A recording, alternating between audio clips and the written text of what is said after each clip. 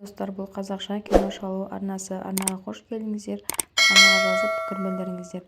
Біз бүгін тағы да бір фильмге талдау жасаймыз. Яғни фильмнің атауы «Желание». Қазақша аударсақ қалау деген мағынаны білдіреді. Дорама махаббат пен амбиция және жеке мақсаттар туралы баяндап, басты кейіпкердің өміріндегі үлкен таңдаулар мен сынақтары арқылы өрбиді.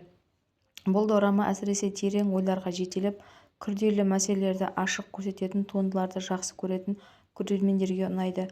Фильмнің сюжеті: басты кейіпкер Хёран бір кезде атағы жер жарған танымал актриса болған, бірақ уақыт өте келе оның мансабы құлдырай бастайды. Ол өз өмірін қайта қалпына келтіру үшін барлық мүмкіндіктерді іздейді. Хёранның тағдыры оның қиын таңдау жасауға мәжбүрлейді, моральдық құндылықтар мен қалаған мансаптың ортасында қалып қояды. Өз мақсатына жету жолында ол түрлі қиындықтар мен азғыруларға тап болады. Оның жолында Хайон деген амбициясы зор әйел бар.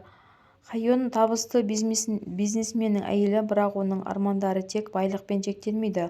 Ол өмірде одан да жоғары белестерге жетуді көздейді.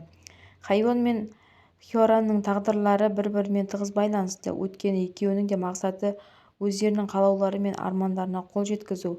Сюжет барысында әр кейіпкердің өз жеке қалауы мен өмірлік таңдауы көрсетіледі. Дорама олардың мансап, махаббат және отбасы арасында күрделі қарым-қатынастарын ашады. Әр кейіпкер өз қалауы үшін үлкен құрбандықтарға баруға дайын екенін көрсетеді. Кейіпкерлердің барлығы өз пікірлерін жақсарту үшін түрлі тәсілдерді қарастырады.